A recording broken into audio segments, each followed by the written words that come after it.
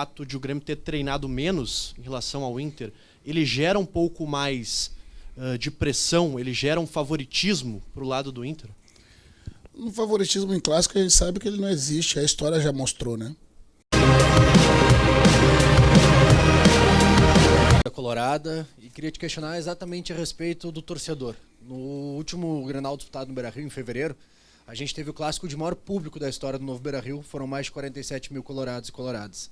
E agora a expectativa é superar essa marca, um clássico com ainda mais gente no nosso estádio. O que significa isso para o nosso time e o quão importante pode ser esse apoio do torcedor do primeiro ao último minuto em um clássico que é sempre um jogo definido por detalhes? Obrigado. Um bom dia a todos. Acho que alguns de vocês vão lembrar que desde o primeiro jogo, mesmo com um número menor de torcedor no estádio, né, num pós-jogo, eu valorizei a presença do torcedor colorado que, embora no menor número que vai vir no sábado, veio e nos apoiou desde o primeiro momento, né, deixando para manifestar quando desejava essa frustração, né, por em alguns momentos não ver o seu time como desejava em campo, apenas ao final do jogo.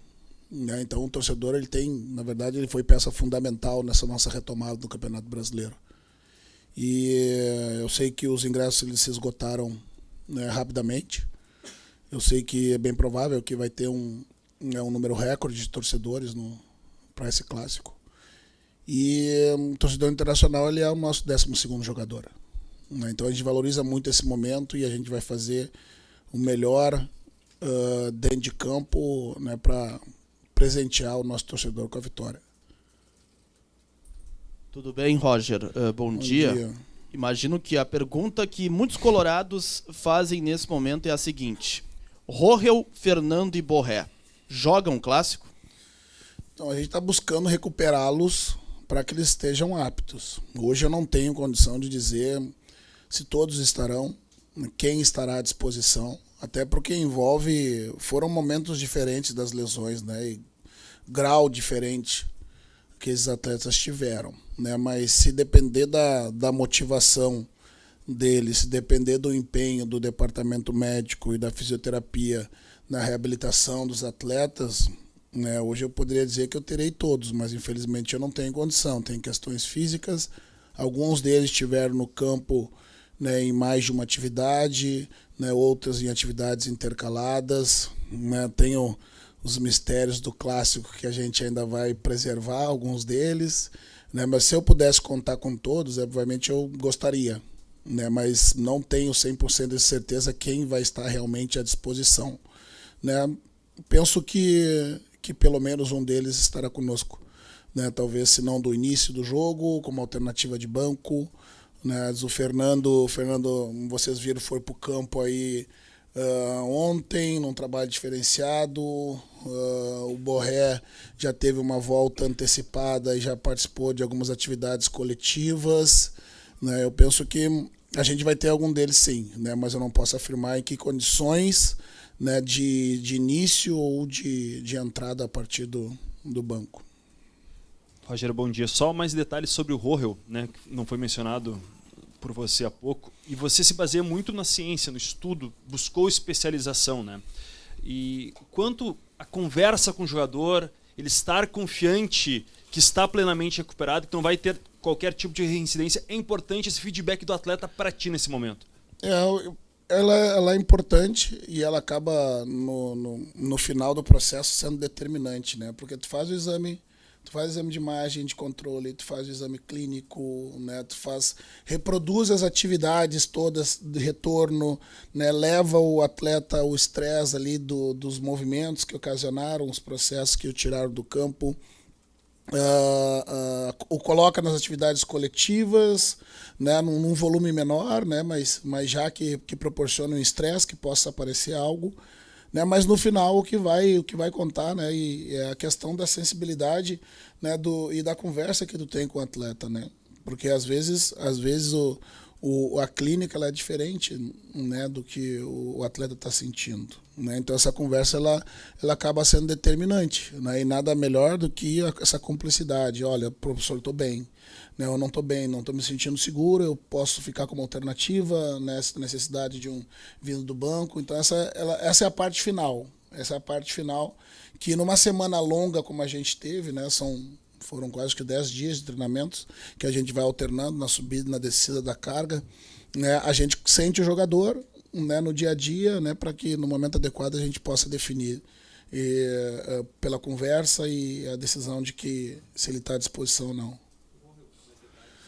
O Rojo também fez fez uma atividade coletiva, num período reduzido, né? Está no estágio mais avançado, digamos, né? da recuperação, né? o que pese o ritmo do tempo de ausência, né? Então a questão também da estratégia de você, por exemplo, ter todos os jogadores à disposição, mas 2, 3 jogadores entre os 11 que não tenha o melhor nível de condicionamento para um jogo decisivo como esse também pesa na decisão, né? Então Borré, Fernando e Rojo em estágios diferentes, cada um com as suas particularidades de recuperação, né? Todo mundo sabe que o Borré, né, tem uma questão de ter uma recuperação rápida, né, assim como o Fernando, a diferença de grau das lesões, tudo isso vai levar em conta, né? A do Rojo foi um grau um pouco mais extenso, né, precisou de um pouco mais de tempo, mas ele já está, não pode dizer completamente incorporado, porque ele, né, a gente vai dosando as cargas, mas ele já fez atividades que gerem estresse o suficiente para pelo menos se colocar na condição de estar para o Clássico. Muito bom dia, Roger.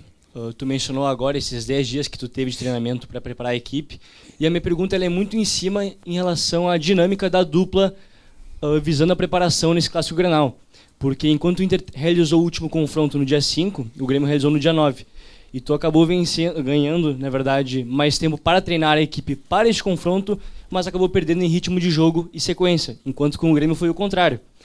Como que tu analisa essa diferença de preparação, essa dinâmica diferente que aconteceu na preparação, e qual tu imagina ser o cenário mais ideal pré um Clássico Grenal dessa importância? Eu penso que não tem um cenário ideal, né? Isso ele vai de acordo, né, com o momento, né? A gente sabe que por vezes tu está num momento bom que tu quer conseguir jogando, né? E às vezes quando tu está num momento ali de reajuste, né, tu precisa do tempo para trabalhar, né? Agora com as paradas da FIFA, né, surge um cenário que por vezes a gente não está muito habituado a lidar, né? Que é aí nós ficamos 14 dias, né, sem jogo, né? Teve o período de recesso, a gente volta ao treinamento, planeja, né, justamente a semana, né, porque é uma semana atípica, né, de 10 sessões de treino, né, que tu precisa intercalar com as altas e as baixas, justamente para que tu consiga trabalhar tudo que tu precisa, né, permitindo que os atletas tenham um acréscimo das questões técnicas, táticas e físicas, mas não leve ao acúmulo do desgaste para o jogo, né? Hoje, especialmente, foi uma curva de baixa, né, justamente vindo aí de 4 sessões de alta, né, para que amanhã eu consiga novamente dar mais um pico, né, e trabalhar as questões mais estratégicas, né, amanhã e sexta, estratégicas do confronto do Grenal do sábado. Ela, como eu disse, não tem um cenário ideal, né? De acordo com como tu vive esse momento, entendo, por exemplo, os jogadores se recuperando. Da questão da recuperação, os 15 dias foram importantes para a gente poder, pelo menos, vislumbrar a possibilidade de contar com aqueles jogadores que tiveram algum problema. Se tem quarto domingo, certamente Rojo, Borré e Fernando perderiam nessa sequência aí pelo menos 4 jogos, né? E a gente sabe que 4 jogos no Campeonato Brasileiro pode ser decisivo para as aspirações do time. Então tem cenários bons e ruins. Eu penso que essa parada, embora tenha tirado a nossa questão do ritmo do jogo, né, organizando bem as atividades, você consegue manter os caras competitivos. E outra coisa, né, é clássico, né? Então isso se dilui muito, né, e quase que apaga, né, todas essas percepções que todo mundo quer estar, né, todo mundo espera esse momento, né, o que a gente tem que contar por vezes é segurar um pouco a ansiedade, né, de todo mundo, né, porque o clássico ele movimenta questões diferentes. Roger, bom dia. Bom dia. E ainda seguindo nessa linha, você falou também sobre as questões de torcedor, né, do estádio lotado. O Grêmio foi muito criticado pela decisão de voltar a treinar apenas na segunda-feira. O Renato voltou apenas na terça, ontem, a treinar, e isso gerou muita polêmica. Você acha que todo esse ambiente de o Inter estar melhor na tabela, ter o apoio do torcedor e ter também esse fato de o Grêmio ter treinado menos em relação ao Inter, ele gera um pouco mais de pressão, ele gera um favoritismo para o lado do Inter? No favoritismo em clássico a gente sabe que ele não existe, a história já mostrou, né?